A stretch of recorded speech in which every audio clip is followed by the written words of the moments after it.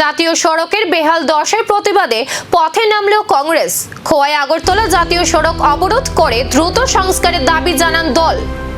অবরোধের জেরে সাময়িকভাবে ব্যাহত হয় যান চলাচল। চরম ভোগান্তিতে পড়েন সাধারণ মানুষ।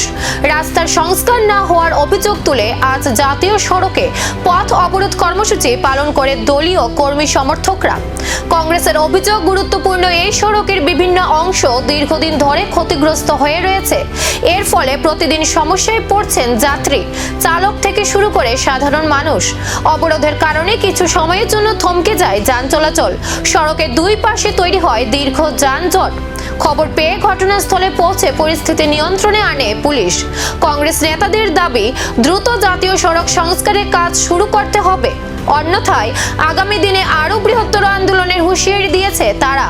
রাস্তার বেহাল দশা নিয়ে কি এবার বড় পদক্ষেপ নেবে প্রশাসন, নাকি আন্দোলন আরো তীব্র হবে, এখন সেদিকেই নজর।